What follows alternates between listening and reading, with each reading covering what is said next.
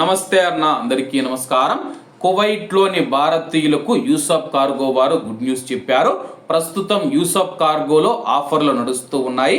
మీరు మీ ఇంటికి పంపించే విలువైన వస్తువులను జాగ్రత్తగా ప్యాకింగ్ చేసి వేగంగా మీ ఇంటికి చేరుస్తారు. ఎటువంటి ఎయిర్పోర్ట్ ట్యాక్స్ కానీ, ఇన్సూరెన్స్ కానీ, డాక్యుమెంటేషన్ ఛార్జీలు లేవు. Packing free. అలాగే మాలియా మరియు కైతాన్ ప్రాంతాలలో యూసఫ్ కార్గో ఉంది. ఇంకెందుకు ఆలస్యం, స్క్రీన్ మీద కనపడే నెంబర్లకు వెంటనే సంప్రదించండి. నమస్తే అన్న, అందరికీ నమస్కారం.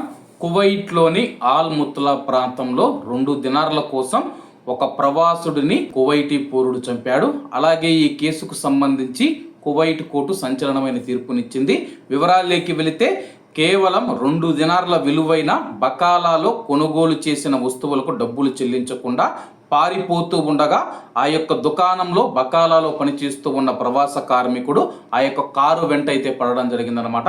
ఆ కారు వెంట పడిన తర్వాత విండో ఏదైతే ఉందో అది పైకెత్తడంతో దాన్ని పట్టుకొని 30 మీటర్ల వరకు ఆ యొక్క ప్రవాస కార్మికుడిని అయితే కారులో ఈడ్చుకుని వెళ్ళడం జరిగింది. 30 మీటర్ల తర్వాత స్పీడ్గా పోనిచ్చిన తర్వాత అద్దం కిందికి దించడంతో అతడైతే కింద పడిపోయాడు. తీవ్ర గాయాలు కావడంతో అతన్ని హాస్పిటల్కు తరలించగా హాస్పిటల్లో చికిత్స పొందుతూ మృతి చెందినట్లు అధికారులు తెలియజేశారు. తాజాగా కువైట్ కోర్టు అతనికి 15 సంవత్సరాల జైలు శిక్ష విధించింది. అలాగే క్రిమినల్ కోర్టు ఇచ్చిన తీర్పును సవాల్ చేస్తూ అప్పీల్స్ కోర్టుకు అయితే వెళ్ళాడనమాట.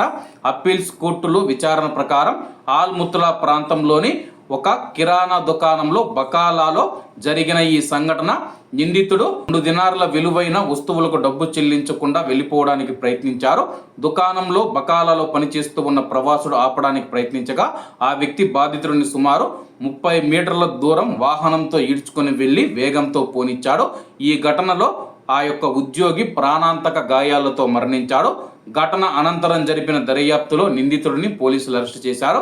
అతనికి గతంలో మాదక ద్రవ్యాలు, దొంగతనం కేసులకు సంబంధించి నేరారోపణలు ఉన్నట్లు తెలిసింది.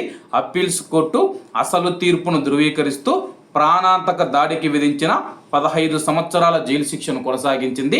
అలాగే అప్పీల్స్ కోర్టు 15 సంవత్సరాల జైలు శిక్షను కొనసాగించకుండా ఉరిశిక్ష, మరణశిక్ష వేసి ఉంటే బాగుండేదని చెప్పేసి కువైట్లో ఉన్న ప్రజలు సోషల్ మీడియా వేదికగా తమ యొక్క అభిప్రాయాలను వ్యక్తం చేస్తూ ఉన్నారు. కాబట్టి కువైట్లో ఇటువంటి వాళ్ళు ఉంటారు కాబట్టి మన భారతీయులు జాగ్రత్తగా ఉండాలని కోరుకుంటూ అందరూ బాగుండాలి, అందులో మనం ఉండాలి. అందరికీ నమస్తే అన్న, జై హింద్.